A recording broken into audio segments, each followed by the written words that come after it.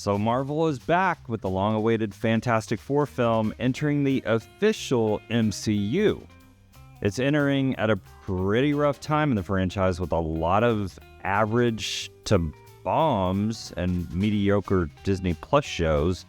So this film with the major Marvel Universe characters have to work, because if they don't,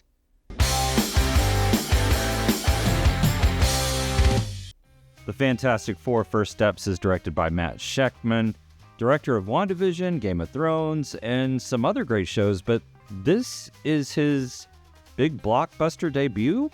Shakman turned down a Star Trek movie to direct The Fantastic Four, and he's a big fan of practical effects, citing 2001 as a reference for this film, and tried to use as many as he could for this film, which I respect immensely. So I'm already looking forward to seeing more from this director. Pedro Pascal plays Reed Richards, the Stretchable Man. His wife, Sue Storm, played by Vanessa Kirby, can create force fields and become invisible.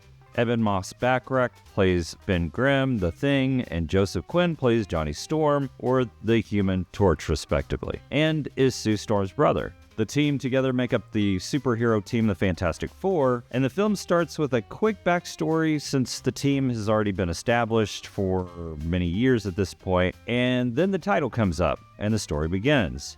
Sue and Reed find out that they are about to have a baby. You're late. What do you mean? What do you mean, what do I mean? You're late for dinner. Yes, we are. You're late? I just said that. Are you pregnant? And they're concerned about the baby's health and if it will be affected by their abilities. While the new parents are wondering what will become of their child, an intergalactic Silver Surfer drops in on Earth to announce, or herald, you'll hear that word a lot in the film, the coming of Galactus, who's coming to destroy and consume the planet. The Fantastic family decide to go through space, even though Sue is 9 months pregnant, and warp through a wormhole to try and negotiate with Galactus. When they finally meet this massive destroyer of worlds, he gives them the option to save the world by giving up their unborn child. We've waited a long time for a really great Fantastic Four film, and we've been let down quite a bit by 20th Century Fox, but now that Disney acquired the now 20th Century Studios, I think we might be back. And Marvel may be back as well. I was pretty happy after the Thunderbolts, and I was wondering if we just got lucky and it was just a fluke, because then they released Ironheart, which was really just a huge mess. But now, here we are, and I think we're back on track. This film, honestly, in my opinion, should have rebooted the whole franchise, but that discussion is for another time. So let's talk about this film. First off, it's a beautiful film. I love that it's set on Earth 828, which is a reference to Jack Kirby's birthday.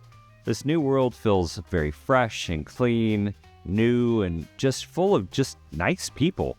The Earth 616 that we've been watching for the past 36 films just keeps getting worse and worse. Let's just stay in 828 for a while. I like this world, and it looks incredible. All the 1960s look of the film is absolutely incredible and beautiful.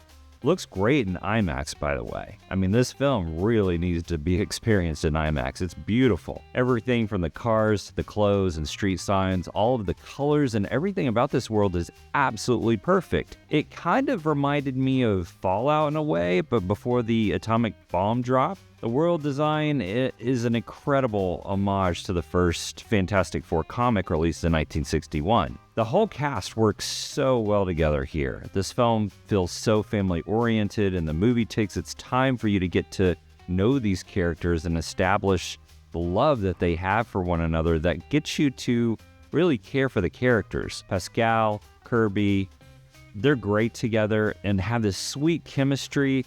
But the back and forth relationship between Johnny and Grimm was even better, and probably my favorite relationship in the film.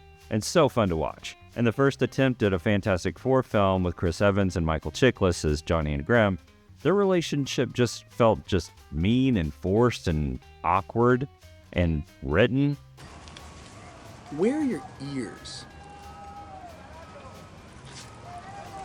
This version feels more like two brothers who just mess with each other even though they love each other and aren't material brothers, of course. I love how they made Johnny still kind of obnoxious, but very likable and smart at the same time and funny.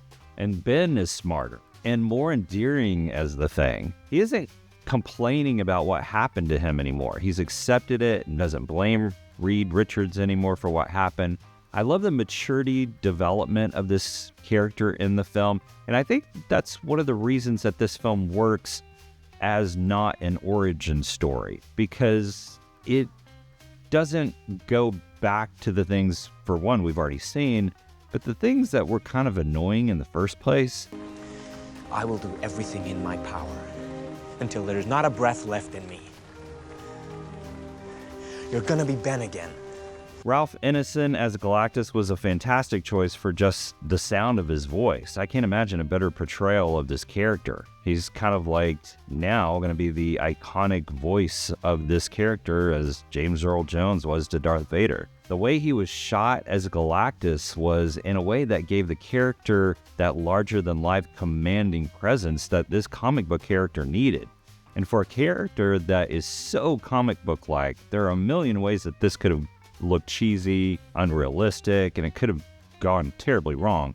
But they nailed the look and feel and depth of this very complex character. Julia Garner as Shalabal, I also really enjoyed, and I thought bringing her in instead of Norrin Rad was a great choice. I may get a lot of hate for saying that, but I love that she's in this world, and I love that she's this world's Silver Surfer because this world is so different.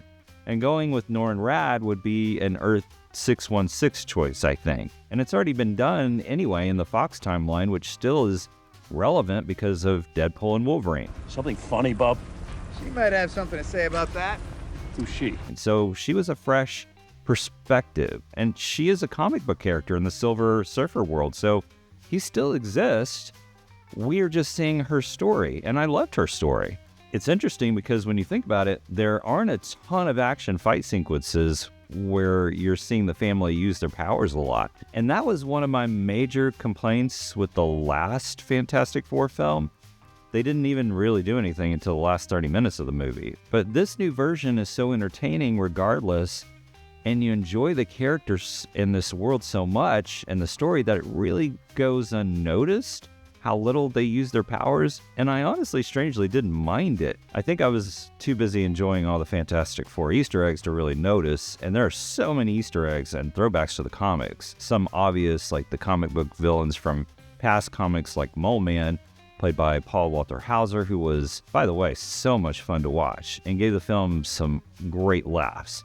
And not so obvious call-outs like a group missing from the UN meeting that to most people watching the film will probably not understand or maybe even notice, but it pays fan service to all the fans of the Fantastic Four comics and comic book fans in general, and MCU fans in general. The musical score in this film is absolutely amazing. I love how they compose this 1960s-like score that feels so fresh and original and not a copy of a cheap, generic 1960s song.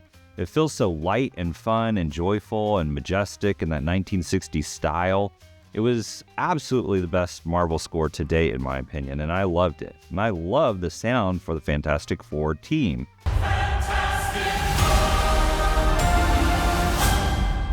My only complaint really is the lack of humor in the film. I mean, the movie is funny at times, but not in that laugh out loud sort of clever way that Marvel used to do back in the day. A lot of the first films that Marvel did, like Iron Man, had some really funny, clever, memorable moments that didn't go too over the top, making the film feel stupid, but it had a nice balance of comedy that made the film feel light at times and endearing, but again, clever and smart. And this film has that to a point, but I feel like it didn't really take any risks. It kind of takes the safe route with slightly blander jokes. I also wish that the story would have gone just a little deeper into the Marvel Universe and gave us just a little bit more.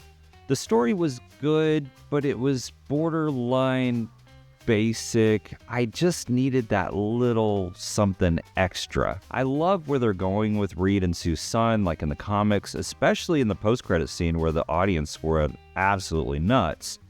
But I wanted just a little bit more.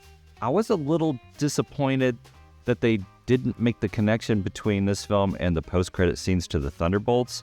I mean, what's that about? Are they not in their universe now, or what? The Fantastic Four is one of the best Marvel movies, I think, since the original Iron Man, and is a great addition to the standalone character stories in the MCU. I'm really looking forward to seeing these characters meet all the other characters in the 616 timeline, and see where all this goes with Doctor Doom, which I didn't really have much hope for in the beginning until now. For all the Fantastic Four fans out there, this movie was made for you, and everyone else, it's made for you too. I think everyone could find something to enjoy here, and I'm giving the Fantastic Four First Steps 4 out of 5 stars for all these reasons. I actually enjoyed this one more than Superman. It's rated PG-13 for comic book action and violence, some small amount of strong language, but it's pretty much safe for the whole family. So Marvel fans, what did you think of the new MCU Fantastic Four film? Did it live up to your expectations, or are you still waiting for Marvel to turn the ship around? So let me know what you thought of the Fantastic Four in the comments below. I love talking to you guys. It's the best part of this channel, honestly. Don't forget to like and subscribe on your way out to get more of all the latest reviews for films and theaters. And remember, don't wait till it streams. Let's go to the theater and let's see it together. Hey, what time is it? Say the thing. That's not really something I say. It's clobbering time. That's just in the cartoon. What time is it, Ben? No. What time is it, Ben? No, Johnny. Say it! I don't wanna! Say it!